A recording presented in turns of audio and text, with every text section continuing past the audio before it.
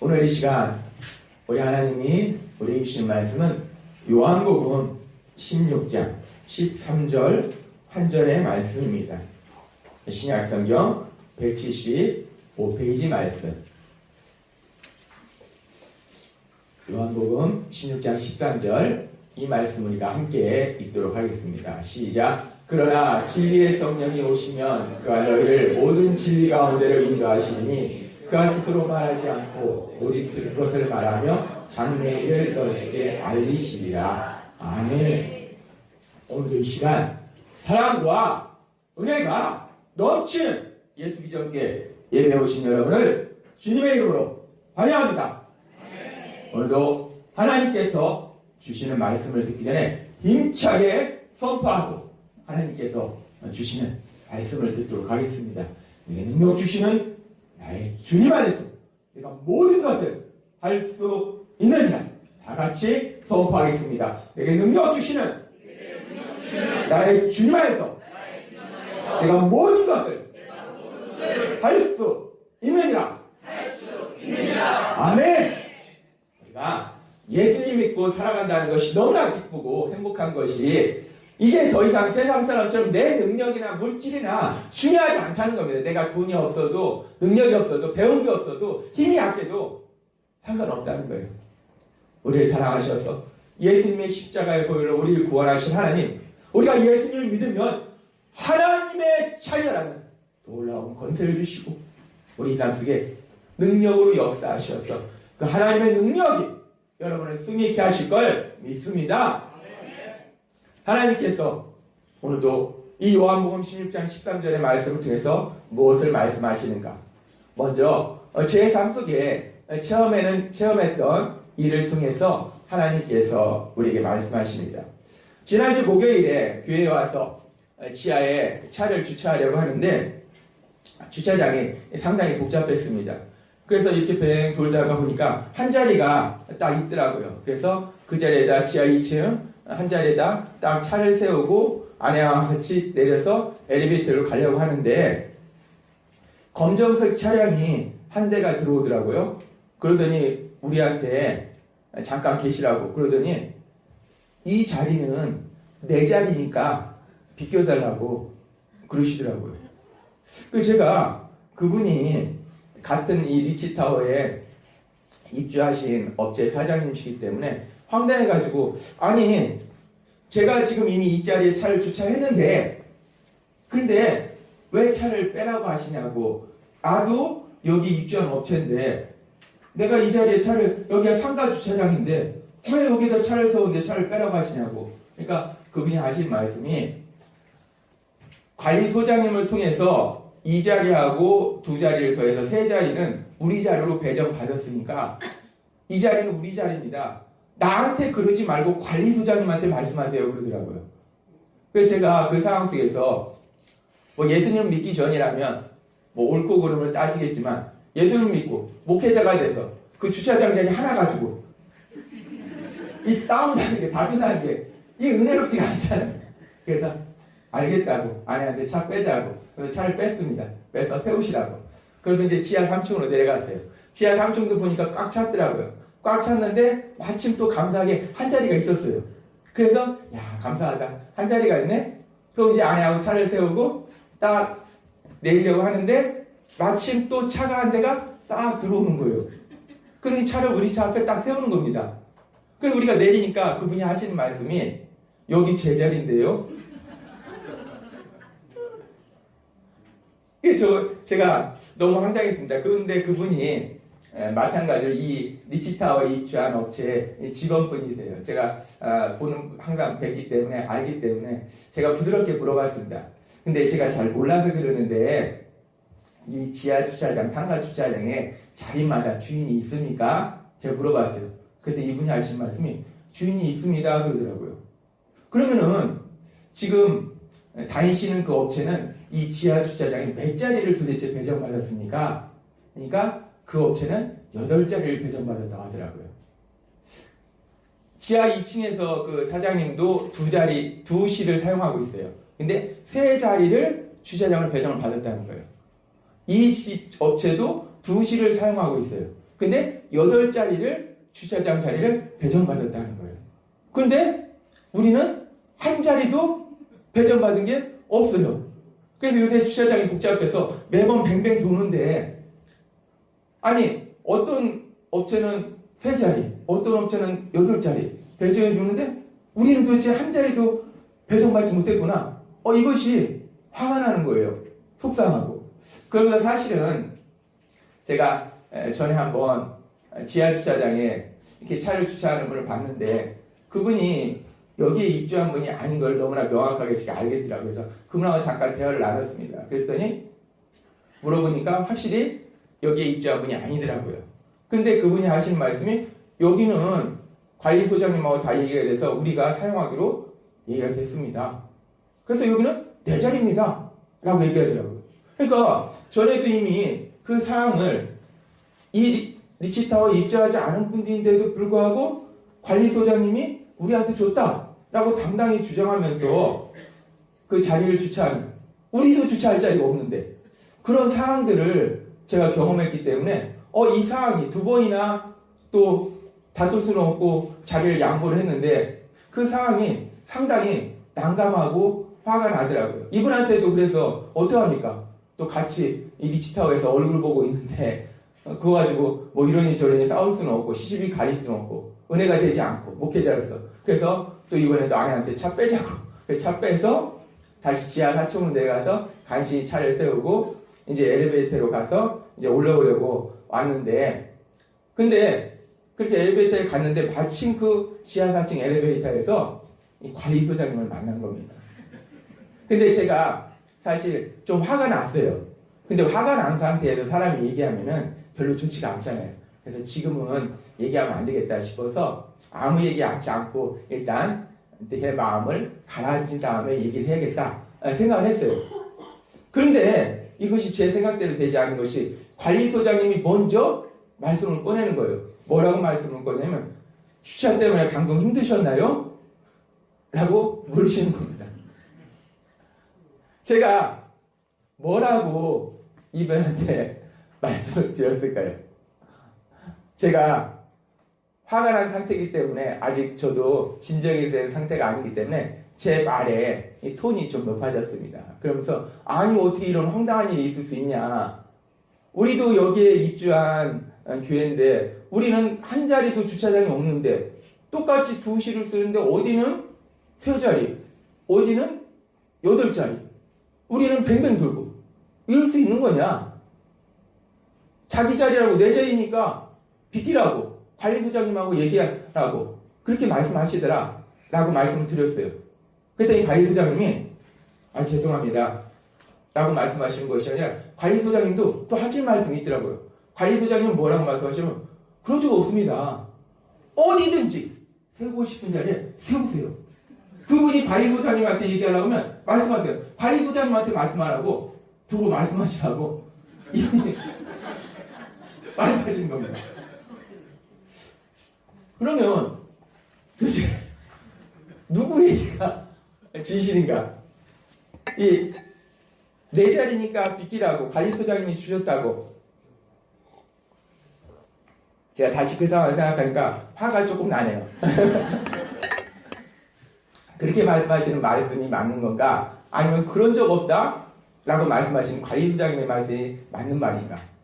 그거는 모르죠. 저는 모르고 주님만이 모든 것을 아시니까 주님만이 아시죠. 누가 거짓말하고 누가 진실을 얘기하고 또 어떤 부분에서 과장이 돼 있고 그건 사실 우리는 잘 모릅니다. 아무튼 그 상황이 그렇고, 그런데 그 상황 속에서 연달아 이제 관리소장님이 하시는 말씀이 제가 화가 더 나도록 이렇게 만드셨어요. 어떤 말씀 하시냐면, 주차장이 복잡해서 이제부터 주차장에 주차요금을 징수할 예정입니다. 그러시더라고요. 뭐 주차요금 징수하는 거야 뭐 그럴 수 있는데, 근데 이제 문제는 뭐냐면, 그래서 주일에도 주차요금을 징수하려고 합니다. 그러시더라고요.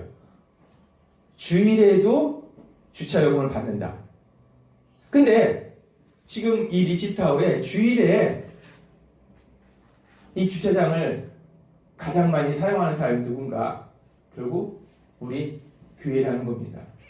결국 우리 교회가 대부분 주차장을 사용하는데 그러면은 우리한테 요금을 받는다는 얘기인데 그런데 뭐 그럴 수도 있는데 지금 상황이 이 세종시에 있는 이 상가들이 대부분 주일에는 주차요금을 받지 않고 있더라는 겁니다. 그래서 제가 여기 입주하면서 이 세롬동에 있는 우리 아시는 목사님한테도 여쭤봤어요. 거기도 상가에 있기 때문에 주차를 어떻게 하냐, 주일에 주차요금 받느냐 안 받느냐. 그러니까 거기는 입주한 지가 1년 반이 넘었습니다. 많은 업체가 입주했는데도 불구하고 아직 거기도 주차요금을 징수하지 않는다고 하더라고요.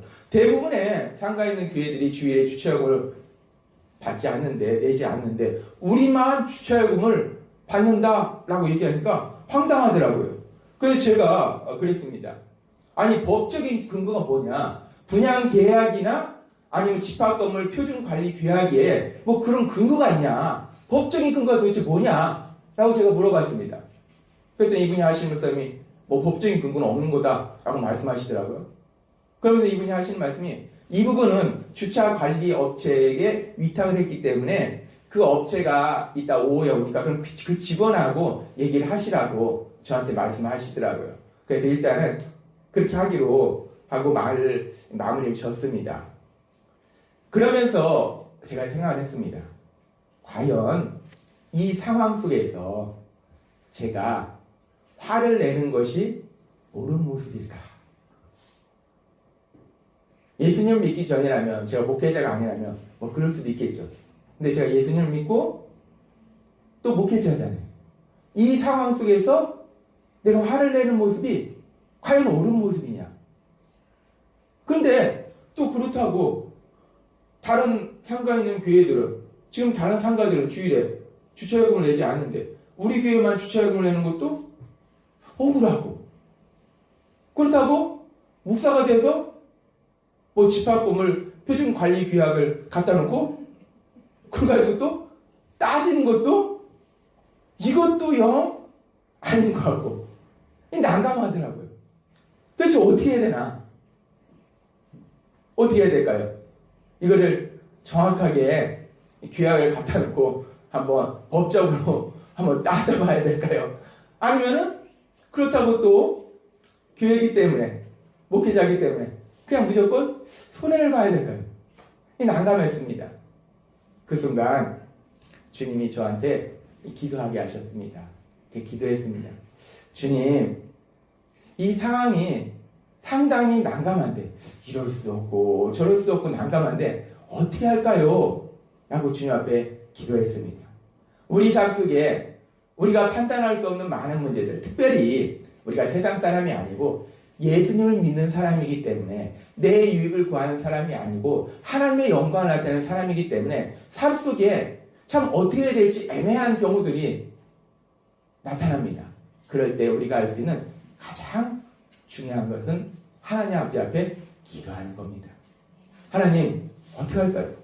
하나님, 어떻게 할까요? 지금 이 상황에서 제가 어떻게 해야 될까요? 기도드렸습니다.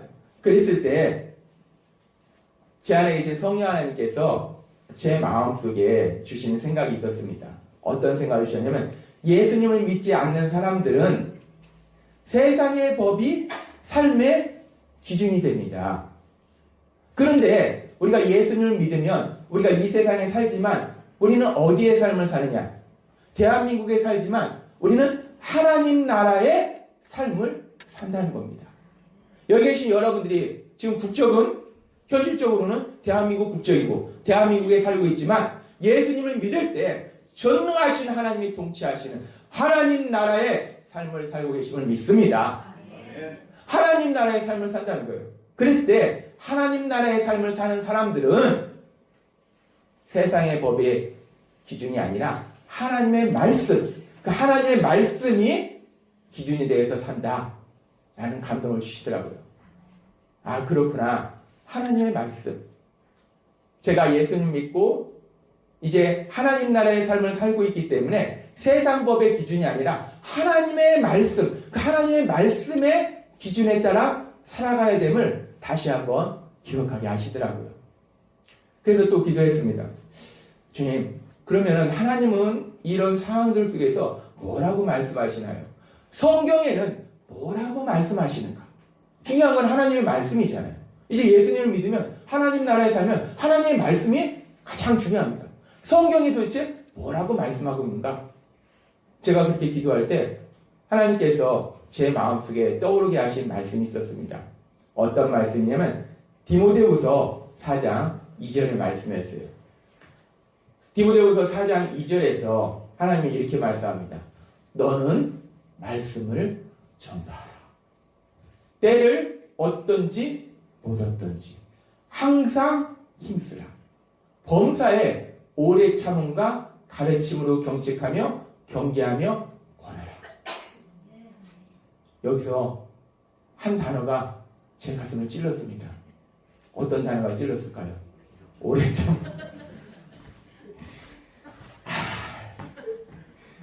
하나님, 저게 정말 꼭 쓸 필요 없잖아요. 그냥 항상 힘쓰라. 이러면 되시지. 정확하게 그 상을 보시고 또 말씀하시는데 오래 참음과. 하나님은 우리를 정확하게 보고 계신다는 겁니다. 이 말씀이 2000년 전에 기록된 말씀인데 하나님은 모든 것이 아시기 때문에 2000년 후에 2018년 후에 10월 달에 김도영 목사가 주차장에서 관리소장님에게 화낼 것을 아시고 말씀하시는데 뭐라고 말씀하신가? 오래 참가 라고 말씀하시더라는 겁니다. 오래 참으라고 하시는구나. 오래 참으라고 하시는구나. 그러면서 말씀하신 거예요. 때를 어떤지 못 어떤지 말씀을 전파하라. 그렇구나. 때를 어떤지 못 어떤지 누구를 만나든지 어떤 상황을 만나든지 하나님의 말씀을 전파하라. 그것이 예수님 믿는 우리의 삶이고 특별히 목회자인 저의 삶이구나 라는 걸 다시 한번 기억하게 하셨어요. 그러면서 시간이 지나면서 이제 주차관리업체 직원이 왔습니다. 그래서 이제 주차관리업체 그 담당분과 얘기를 해야 되는데 기도했습니다. 주님, 하나님의 말씀, 그 말씀대로 하게 하옵소서. 성경에 기록된 그 말씀대로 하게 하옵소서. 기도했어요.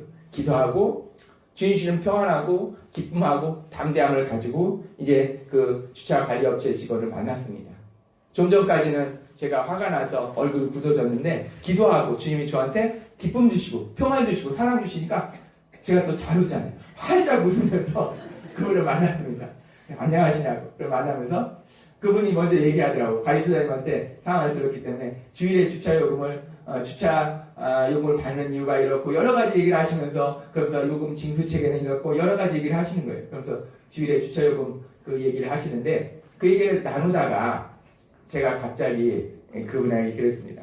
그런데 제가 아시다시피 목사입니다. 그런데 이 목사가 돼서 많은 돈도 아니고 뭐 얼마 되지 않는 돈 얘기를 한다는 것이 참 제가 말하기가 힘드네요. 그리고 또 저는 사실 어떤 상황을 만나든지 누구를 만나든지 저는 예수님에 대해서 얘기하는 사람입니다. 그런데 예수님에 대해서 얘기할 사람이 지금 이렇게 돈 얘기를 하고 있으니까 이게 제가 참 난감하네요. 그러면서 이분한테 그랬습니다. 그런데 혹시 예수님 믿으세요? 열심히 일에 대해서 주일에 주차요금에 대해서 서로 얘기를 하다가 뜬금없이 예수님 믿느냐고 물어보니까 이분이 당황하고 그래서 겸연쩍게 웃으면서 안 믿는데요? 라고 말씀하시더라고요. 그래서 제가 계속 얘기했습니다. 그런데 예수님 믿으면 부지하게 좋습니다. 저도 예수님을 안 믿었었는데 예수님을 믿으니까 너무 좋습니다. 저도 연약하고 어리석어서 실수할 때도 있고 잘못할 때도 있지만 제 안에 계신 성령 하나님이 선한 삶으로 저를 인도하시는데 예수님 믿는 건 너무 좋습니다. 근데 제가 이렇게 예수님 믿으라고 얘기하면서 예수님 얘기하면서 이 돈 얘기하는 것이 이것이 좀 난감하네요. 근데 지금 주일에 세종시 상가들이 대부분 주차요금을 받지 않고 또 그래서 이 상가에 다른 교회들은 주차요금을 안 내는데 주일에 우리 교회만 주차요금을 내려니까 이것이 억울합니다. 근데 또 교회가 우리 유익을만 구하는 게 아니라 다른 사람의 유익을 구해야 되는데 또 이 얘기를 하는 것도 난감하고 아무튼 복잡하네요. 제가 말씀을 드렸습니다. 그러면서 이분이 예수님을 믿지 않기 때문에 저를 통해서 직접 예수님 만나지 못해도 저를 통해서 예수님을, 그 예수님의 말씀을, 예수님의 삶을 보기잖아요.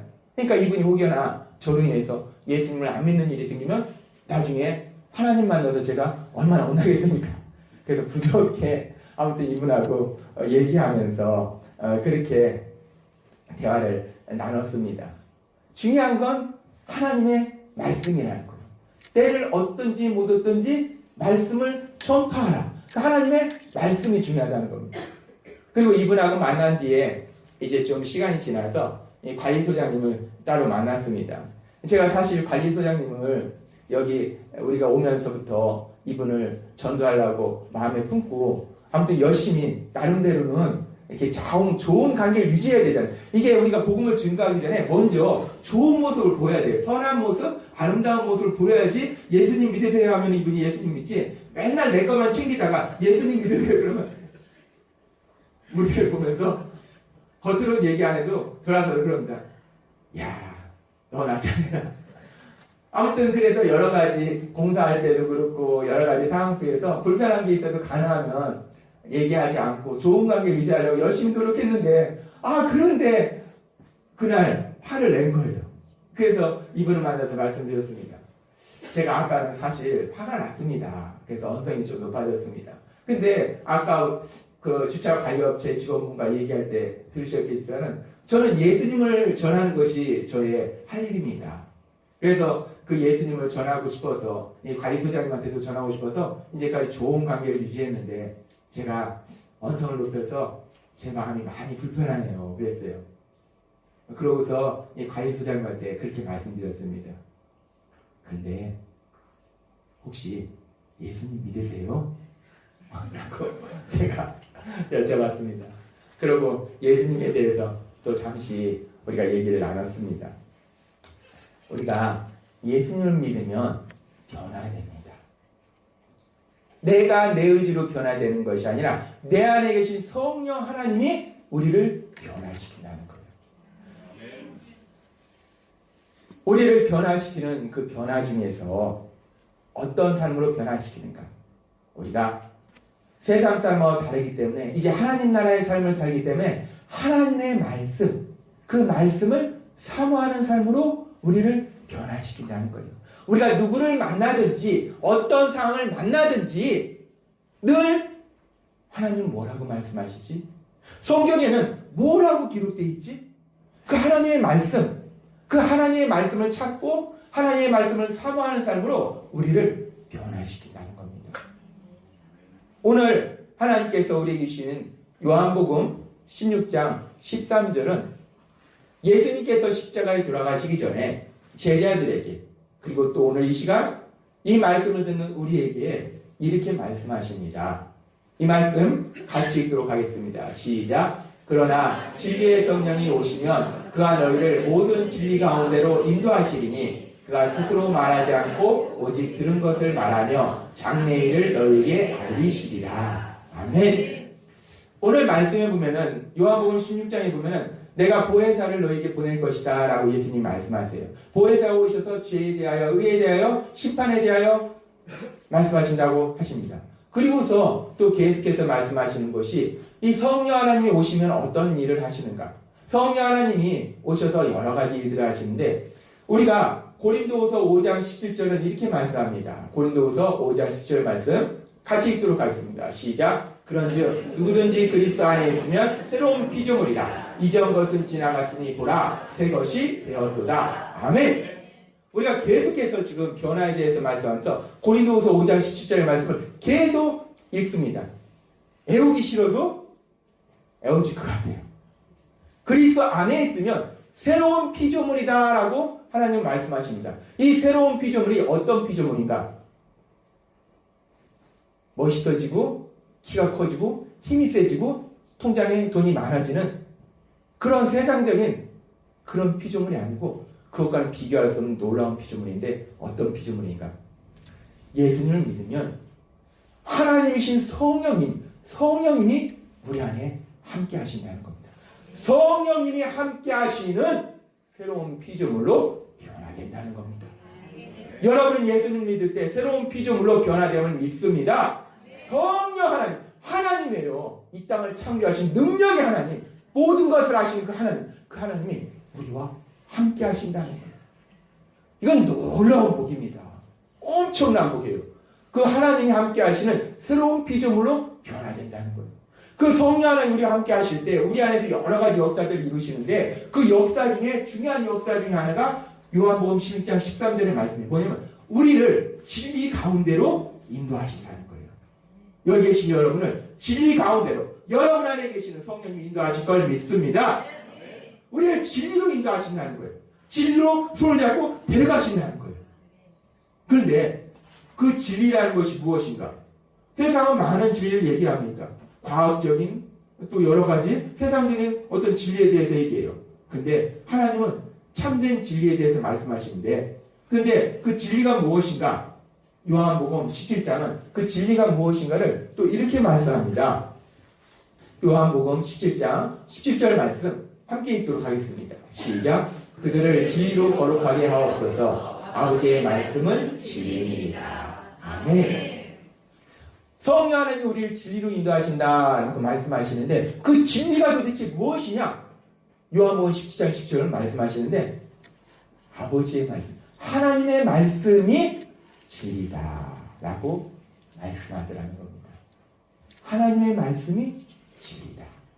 뿐만 아니라 시편 119편 160절 말씀도 비슷한 말씀을 좀 다르게 표현하고 있습니다. 이 말씀도 같이 읽도록 하겠습니다. 시작. 주의 말씀의 강령은 진리오니 주의 의로운 모든 규례가 영원하리이다. 아멘. 이 시편 119장의 말씀도 주의 말씀은 하나님의 말씀은 진리오니라고 말씀한다는 거예요. 하나님의 말씀이 진리라는 겁니다. 세상에 이런저런 진리가 많지만 참된 진리는 오로지 이 성경에 기록된 하나님의 말씀, 이 말씀이 진리임을 믿습니다. 요한복음 16장 13절의 말씀하고 요한복음 17장 17절의 말씀하고 우리가 연결해서 다시 한번 우리가 결론을 내려보면 우리 안에 거하시는 성령 하나님이 우리를 진리 가운데로 인도하시는데 그 진리가 무엇이냐? 하나님의 말씀이라는 거예요.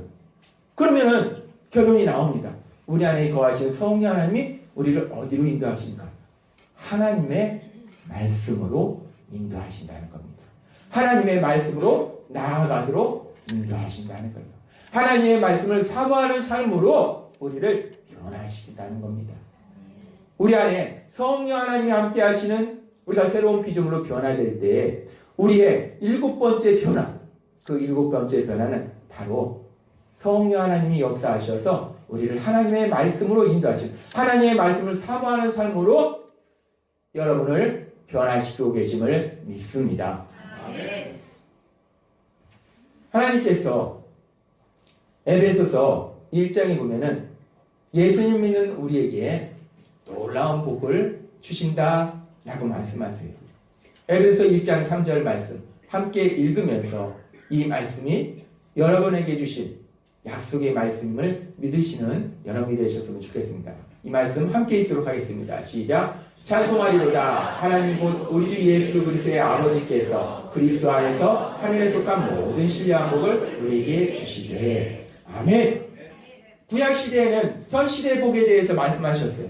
그런데 이제는 예수님의 십자가의 보혈로 온전한 구원이 이루어지고 예수님을 믿으면 하나님이 통치하시는 하나님 나라의 삶은 그 어디에 있든지 누구랑 있든지 어떤 시간에도 우리가 누리기 때문에 이제 더 큰 복을 말씀하시는데 어떤 복을 말씀하시냐? 하늘에 속한 모든 신령한 복을 우리에게 주셨다라고 말씀하신다는 겁니다. 예수님을 믿음으로 인해서 분명하게 하늘에 속한 그 모든 신령한 복이 여러분의 삶 속에 임했음을 믿습니다. 여러분은 무지하게 복을 받은 사람이라는 거예요. 우리가 전통적으로 새해가 되면 복 많이 받으세요, 뭐 세배하고 인사하는데 사실은 우리가 별로 그것이 필요하지 않은 것은 이미 예수님 믿으면 하늘에 속한 모든 신령한 복을 너희에게 주시되 이 말씀이 여러분에게 주신 약속의 말씀을 믿습니다. 우리는 하나님이 주신 하늘에 속한 모든 신령한 복이 임했다는 거예요. 단지 그것이 현실로 언제 구체적으로 이루어졌느냐 그것이 문제지. 그 시간이 문제인 거지. 모든 복이 우리 안에 있다는 겁니다. 그러면서 성경은 또 그렇게 우리가 복받은 사람인데 그럼 복받은 사람은 어떤 삶을 살고 있느냐? 이 복받은 사람의 삶에 대해서 성경이 여러 가지 말씀하는데 그 중에 우리가 좋아하는 말씀이 있습니다. 시편 1장의 말씀이에요. 시편 1장은 이 복받은 사람, 복 있는 사람이 어떤 삶을 사는지를 우리에게 명확하게 말씀하신다는 거예요. 시편 1장 1절과 2절 말씀 같이 읽도록 하겠습니다. 시작. 복 있는 사람은 악인의 길을 쫓지 아니하며 죄인의 길에 서지 아니하며 오만한 자의 자리에 앉지 아니하며 오직 여호와의 율법을 즐거워하여 그 율법을 주야로 묵상하는 자라. 아멘. 시편 1장은 복 있는 사람, 복 받은 사람은 어떤 삶을 사는가? 누가 복을 받은 사람인가? 우리가 볼 때, 세상에서 볼 때는 막 다이아, 물방울, 다이아 엄청나게 큰 거, 진주 목걸이, 엄청난 금으로 도배한 이렇고 차가 비싼 거 1억이 넘는 차도 있다고 하는데 아무튼 비싼 차도 많대요. 아무튼 그런 거 이게 복 받은 사람이다. 딱 복 받았네 이렇게 생각할 수 있지만 우리가 예수님 믿을 때 영적으로 저 사람 복 받은 사람이네 라고 할 수 있는 또 하나의 기준을 시편 1장은 우리에게 말씀할 때 무엇을 말씀하십니까? 악인의 길을 쫓지 아니하고 악인의 자리에 앉지 아니하고 오만한 자의 자리에 앉지 아니하고 악인들과는 다르게 사는 겁니다. 혹여나 누가 나 예수님 믿어요. 나 그래서 이 하나님이 복 주셨어요. 나 돈도 많아요. 내 자녀들도 다 잘 됐어요. 내 자녀들 결혼도 많이 하고 잘하고 돈도 잘 벌고 똑똑하고 다 잘 됐어요. 그런데 그 사람의 삶이 선하지 않는다면 그 사람이 계속 내 주머니에만 돈을 넣고 있다면 그것은 시편 1장 1절은 하나님은 말씀하네요. 복받은 사람이 아니라고. 누가 복받은 사람인가? 여호와의 율법을 즐거워하여 주야로 묵상하는 자. 하나님의 말씀이 너무 좋아서 꿀송이처럼 좋아서 하나님이 뭐라고 이렇게 말씀하네. 그래서 하나님이 우리 교회는 복받은 성도들이 가득하잖아요. 그래서 하나님이 우리에게 무엇을 말씀하시는가? 오늘도 또 하나님이 나눠주셨잖아요. 뭐 나눠줬습니까? 성경 읽기표. 너무 좋아서 말씀도 못하잖아요. 하나님 우리를 얼마나 사랑하시는지 몰라요. 무지하게 사랑하십니다. 이 많은 교회들이 있지만요. 이렇게 사랑하는 교회가 많지 않은 성경 읽기표 주셔서 그 복받은 사람 사시라고 매일매일 그것도요. 우리를 아시기 때문에 하루에 제가 옛날에 예수님 믿기 시작하면서 막 신났을 때는요. 하루에 진짜 성경을 100장, 200장 막 읽었어요. 몇 시간씩 계속 읽었어요. 너무 좋더라고요. 근데 사실 저는 목회자로 주님이 준비시켰잖아요. 그래서 그런 거지. 저는 성도님들이 하루에 100장, 200장 대략 5시간, 6시간씩 그것만 앉아서 읽어라 라고 말씀드리지는 않습니다. 하나님도 또 그렇게 말씀하시지는 않아요. 하나님은 우리를 아십니다. 그래서 하루에 몇 장? 딱 3장. 많지는 않습니다. 근데 그 3장을 내가 오늘 못 읽었다. 그럼 내일 읽으려면 6장이 되잖아요. 그러니까 힘들잖아요. 또 오늘도 못 읽었다. 그 다음날 읽으려면 9장이 됩니다. 점점 힘들어져요. 그냥 살다 보면 바빠서 못 읽을 때도 있습니다. 그러니까 하나님이 우리에게 말씀하실 때 못 읽으면 어떻게 해라? 건너 뛰어라. 얼마나 좋습니까? 하나님은요. 무서운 하나님이 아니십니다. 율법적인 하나님이 아니세요. 우리의 연약함을 너무나 잘 아신다는 거예요. 제가 말씀드렸잖아요. 한솔동에 있을 때 제가 500원짜리 소프트 아이스크림 좋아하니까 그 롯데리아, 그 많은 롯데리아가 있는데요. 그 한솔동에 있는 롯데리아 소프트 아이스크림 제일 맛있습니다. 가격도 싸요. 500원이니까. 열심히 하시고 우리의 작은 것도 다 하시는 그 하나님. 하나님은 그래서 우리에게 성경 읽기를 주신다는 거예요. 이게 부담으로 가실 거 없어요. 오늘 못 읽었다? 하나 띄면 됩니다. 내일 못 읽었다? 하나 띄면 됩니다. 한 달이 지났는데 내가 한 번밖에 못 읽었다? 괜찮습니다. 이번 달에 한 번 읽고 그 다음 달에 2번 읽고 그 다음 달에 3번 읽고 그러다 보면 둥덩 있다 보면 어느 순간에 성경을 내가 읽게 되잖아요. 그래서 다시 한번 말씀드리는데 성경 읽기도 부담 갖지 마세요.